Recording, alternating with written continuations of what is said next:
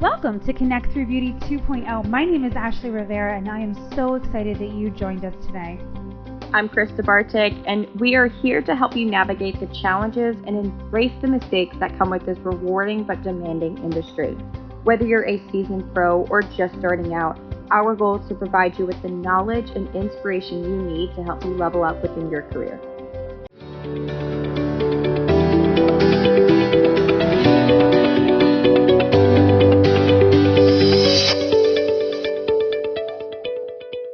Back to Connect Through Beauty 2.0. I'm so excited. We are continuing our series, week 3, and we are talking about routines. Last week we talked about how to overcome burnout. So we've gone over how to recognize it, how to overcome it, and now we're going to implement it. So you need to be in a routine. We talked about habits, getting into this habit of consistently putting in place a lot of these tools that we've been talking about. So we're going to just share with you our routines that we do each day. And what's going to happen is you're going to figure out what works best for you. So everyone's got a different way of looking at what a routine looks like, and that's okay. Totally okay. Not everybody needs to wake up at 5 a.m. in the morning.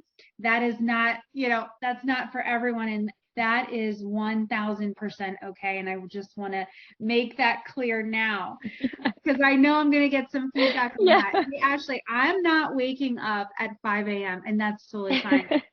So let's dive into what your routine looks like and how it helps you. Well, I definitely don't wake up at 5 a.m. And I love that you said that, because I feel like when we talk about routines, it always starts with somebody talking about waking up at 5 a.m. Yes. And, a routine doesn't have to be before the sun comes up. Your routine can be simply something you do in the middle of your day, or something you do at the end of the day to close your mind and, calm down. So my routine, I always start with a cup of coffee in the morning. It is the little things that matter. And that coffee time is so important to me. So I actually wake up specifically like 30 minutes longer than what I need to get ready, just so I have time to sit down, eat breakfast, and drink my coffee, because that time right there, that is me time. That is me prioritizing time for myself to just sit and do nothing. I hate being rushed. That is one thing about me. I like to make sure I have enough time to do what I need to do. I grew up in the North, so it was go, go, go, go, go. Now I currently live in the South. I've spent the past half of my life in the South, and it's, more calm. And I've found that I like to balance it out by taking that time in the morning to just sit, drink my coffee, and then go, go, go throughout the day. Now, something I do at the end of the night, because my routine starts with how I start my day, and then I take my day as it goes on. And, every day looks different. So one thing about a routine I'd like to say is it's not something that always happens. We might fall out of our routine, and that's okay. That's all right. As long as we're doing stuff to make ourselves happy and fill our cup, that's what matters. So at the end of my day, I do like to end my day with a cup of tea.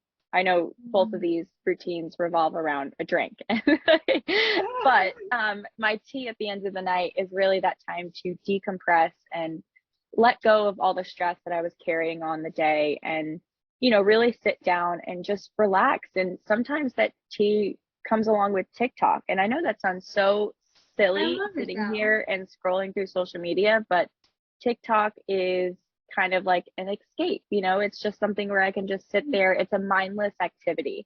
Now, your activity doesn't have to be TikTok. It can be reading a book.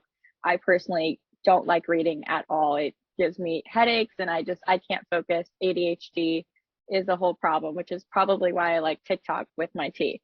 But little things like that and making time for myself, I mean, that is a routine. And my TikTok feed isn't, these dancing videos and little things. It's actually very positive quotes and a few hair videos sprinkled in there, but mainly, self-care and ways to better ourselves. So that's typically what my routine looks like. And on some days, I meal prep. I do that at least once or twice a week just to prep for the week. And that's kind of a routine as well. grocery store, make what I'm going to make for the week, and then go from there. And that puts me first. That gives me time. And it's so important to take that time, because when I don't, I feel flustered. I feel overwhelmed. And Absolutely. putting yourself first and making time for yourself in simple things such as drinking coffee in the morning or drinking tea at the end of the night is Mhm. really what's going to fill us up and get us ready to give for others when we go to work. Absolutely. I love Yeah. it. So tell me a little bit about your routine.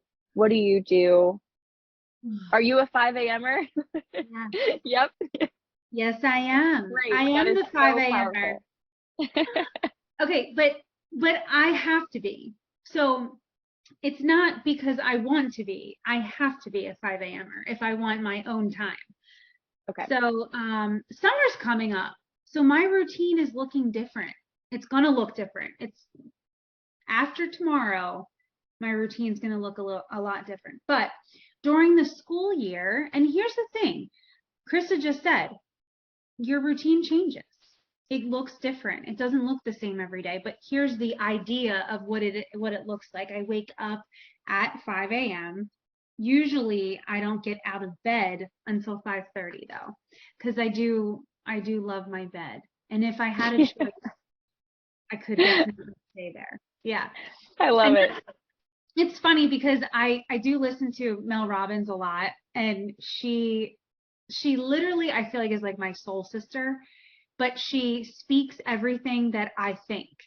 Like I don't say it, but she does. And it's so true, because I would definitely lay in bed forever, but I need to get my ass up. Like I need to just get up. So I do it. As soon as I'm up and I walk to my bathroom to brush my teeth, I'm finally like, okay, I can do this. Um, but I do drink a cup of coffee in the morning, and I do love that. I absolutely love the morning because it's just quiet. It's my time. I really can relate to you in that way. And then I go to the gym. So I am at the gym by 5:45 at the latest. Spend till about like 6:45 there. So I've got about an hour, and I'm back. As soon as I walk in the door, life gets crazy. So we have lunches, this one needs this sign, that one needs this one sign, whatever it is. And we're kind of like, but we're in a routine where like the girls know that when they get up, they get dressed right away. They brush their teeth right away. So I have them in a routine too. So as soon as I walk in the door, we're just kind of like, gathering things together. 7:30 is the bus. And then I come back and I still have that quiet time. I don't need to be at work until 9:30. So I come back, I have another cup of coffee, and that's when I start to write my day out. So I write my day out like 5 o'clock, this is what I'm doing. 8 o'clock, this is what I'm doing. But I do it in chunks of time. So from like 9 when 9:30 when I walk in the door in the morning until 12, what am I going to do? So what's the to-do list? I'm like that's just the way my Love it. brain thinks, and I have to write it down. Certain things I'll circle that are really important, things I'll highlight if that has to get done. Just have like a little bit of a system. Do you But ever have days where you don't write stuff down? Or maybe you're not in the mood to write stuff down? Like, yes, I do, but I have to write it down, or okay. else nothing will get done, because that's my brain is not a brain that just can, oh, that's right, I need to do this. Oh, yes, I need to do that. It just doesn't think that way. In the morning, if it's not written down, it's not going to be remembered. Or things happen like in the middle of the day, like for me, and I have to email myself. Like if I can't write it down, I will email myself what I need to do. Like that's how I cannot think or remember what to do. So That's great. I I know. love that. I'll I, resort to my notes section on my iPhone. yeah. A couple hours ago, I deleted, I don't know, countless so many grocery list on my notes section, but I like the idea of emailing it to you because you see your name pop up and you're like, oh, what is that? And oh my Yeah. gosh, yeah, I forgot. I have to get that done. It just is a way to keep your brain straight. There's so much going on. There's so much. I even schedule time for things to go wrong in my day. So like I like that though. Is that crazy? I know. So like I said, I have chunks of time. So between this time and this time, these things need to be done. But it won't take me all that time. But it allows for things to go wrong. Mm-hmm. So setting that expectation. That's pretty much it. And when I leave work, done work, I kind of like I do kind of put it to the back of my mind, especially for the drive home, because then when I walk in the door, we start all the other stuff, homework and everything like that. So as a mom, you, like I said before, you juggle so many things, but you must prioritize the things, and you have to kind of plan it all out, or you're always going to feel scrambled and rushed and jumbled, and you can't get things straight. So like in the morning after I get them on the bus, that's my time to write my list, put the dishes away, fold the laundry, mop the floor real quick. Whatever I need to do, just kind of check these things off that you need to get done during the week. Take a shower, go to work, and that really helps me, so that on the weekend I don't have a whole to-do list to do. I don't have that's my work-life balance. I don't need to clean the entire house because I did a little bit every day each week. Mm-hmm. So how do you like to decompress from work or ensure that you're not bringing home work with you? I think that's the hardest thing to do in this industry, is to just leave it there. We don't really have a job where that happens. I'm in the shower and I'm like, oh my gosh, I totally should have toned that client with 10 GI and 10 P. Why did I reach for the VV? It's something where it's constantly on your mind. Do you have anything you like to do to separate that? I don't have a really good answer for that, because the work that we do, I think, is just naturally going to follow us. What happens is, I think we just you need to start separating what's good, what's healthy, and what's not healthy. So I think when it starts to affect your well-being or like your relationship. So if I'm on the computer and it's time for me to watch a movie with my husband, or I'm, on a phone call and we're supposed to be sitting down for dinner, those are the things that I believe you really need to focus on. So how can you manage your time better during the day or during the night, wherever you're working, and how can you, make sure that you put it to a close? And I think when you're thinking about clients and stuff, you almost have to, I write it down. Okay, I should have done that. Let me put it in my notes. Just get it out of your head. I think the best thing to do is just release it. When it's released, you're done. But knowing when you have gone down a rabbit hole, when you need to stop, and when you're going to think about things. It's going to happen. But when it starts to get unhealthy, that's when I think you really need to pay attention to, what am I doing during my work time that's not efficient.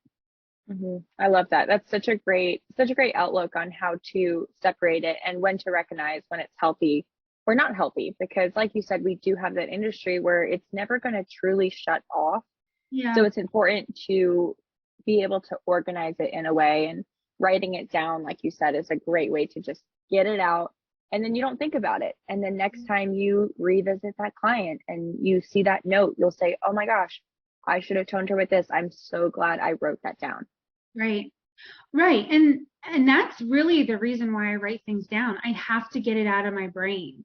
If I don't, it's just going to continue on and on and on and on. And as soon as I get distracted with something else, I'll forget about it and I won't, I won't go back to it. I won't revisit it. So I think it's important to just get it out.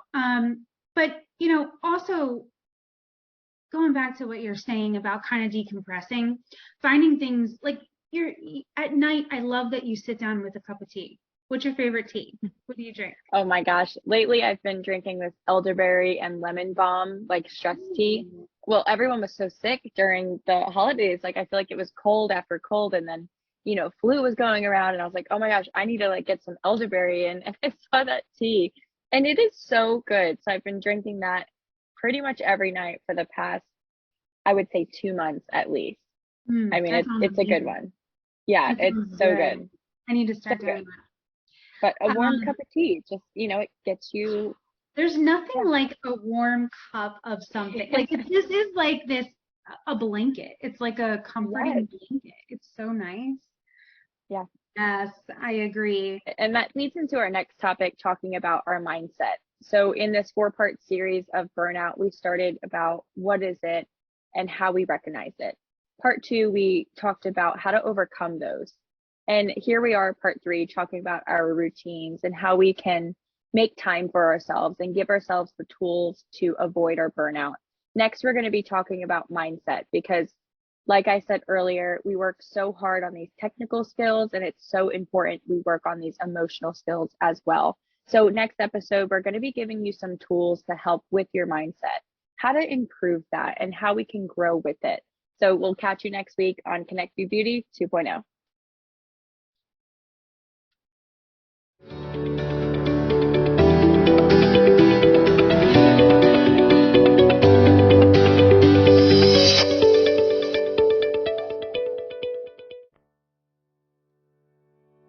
Hello everyone, it's Ashley Rivera. I just wanted to let you know about Canvas Me. Have you guys heard of this platform yet? Oh my goodness, talk about a game changer. If you are a salon owner and you have trouble recruiting, this is the platform for you. So go to canvasme.com right now, sign up today. You will not regret it. The people that I recruit on this platform are incredible. They are our people. Every salon has its own culture. And guys, you as a salon professional out there, you're looking for a salon to join, this is the platform to join too, because now you can look for your home, your place, the atmosphere, the environment that you want and you've been always envisioning. So guys, check it out right now, canvasme.com. You won't regret it.